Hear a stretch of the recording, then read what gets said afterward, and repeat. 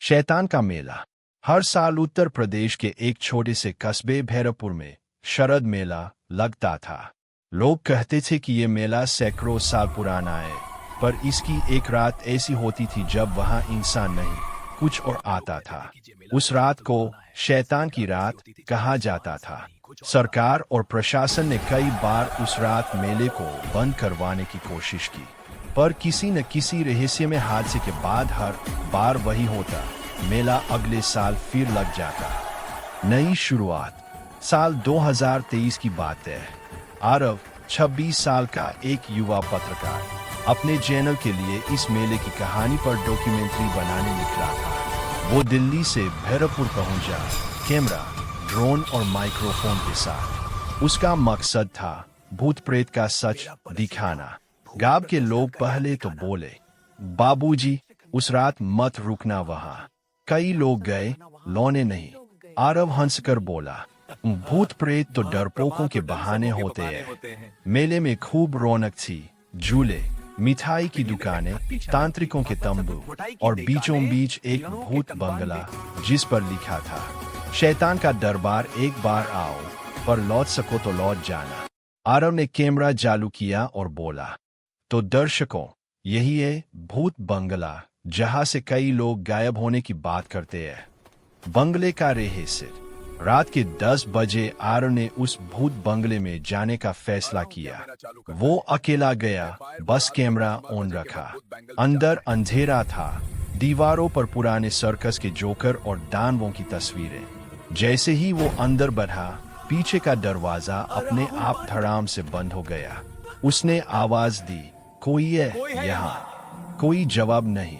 अचानक कहीं दूर से बच्चों की हंसी सुनाई दी। हाँ हाँ हाँ। आरव वो चौंका, किसने मेरा नाम लिया? कैमरे की स्क्रीन झिलमिलाने लगी। रिकॉर्डिंग में अजीब सी आवाजें आने लगी। मेला किसने मेरा नाम लिया? जो अंदर आता है बाहर नहीं जाता।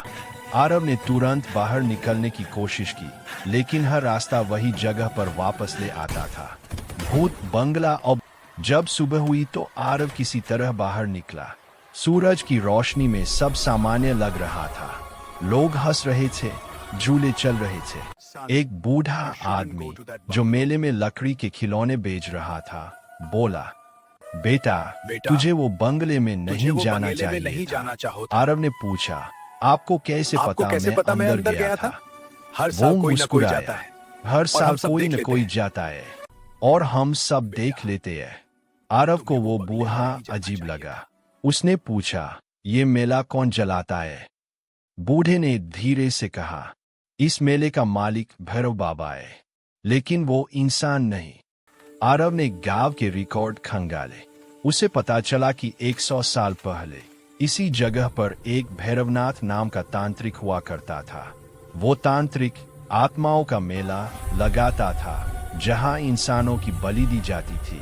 गांव वालों ने उसे जिंदा जला दिया था और तब से कहा जाता है, हर साल वही अपनी आत्माओं का मेला लगाने लौटता है।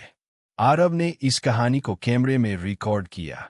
वो सोच रहा था, अगर मैं ये दिखा दूं तो चैनल की टीआरपी आसमान छू लेगी। रात होने वाली थी और आखिरी दिन का मेला फिर शुरू हो गया। शैतान की रात। घड़ी ने 12 बजाए। अचानक मेले की सारी बत्तियां बुझ गई। माइक में करकर की आवाज आई, मेले में आपका स्वागत है। आखिरी बार आरव ने चारों ओर देखा। सब कुछ बदल चुका था। जहां कल झूले थे, वहां अब पुराने तांत्रिक के यज्ञ कुंड जल रहे थे। लोगों की जगह छायाएं चल रही थीं। वो बूढ़ा खिलौने वाला उसके सामने आया, पर अब उसकी आंखें लाल थीं। तेरा स्वागत है भैरव के मेले में। हर इंसान जो सच जानना चाहता है, वही हमारी अगली आत्मा बनता है। आरव भागने लगा। कैमरे में रिकॉर्ड हो रहा था चीखें, हंसी, जलते दीप और एक लंबी गायब पत्रकार। अगले दिन सुबह पुलिस ने मेला खाली पाया। झूले टूटे पड़े थे, तंबू रात में बदल चुके थे। आरव का कैमरा मिला, लेकिन वो खुद गायब था। कैमरे में जो आखिरी फुटेज थी, उसमें आरव का चेहरा दिखा। उसके पीछे खड़ा वो बूढ़ा आदमी जो अब तांत्रिक भरवनाथ लग रहा था। और फिर स्क्रीन पर बस एक वाक्य लिखा था, मेला हर साल लौटेगा, अब अगली आत्मा कौन? उसके बाद से बैरकपुर का मेला फिर कभी नहीं लगा। पर कहा जाता है जो लोग रात 12 बजे उस मैदान के पास जाते हैं उन्हें झूले की झिरझिराहट सुनाई देती है और कोई फुसफुसाता है, मेला फिर से शुरू हुआ है।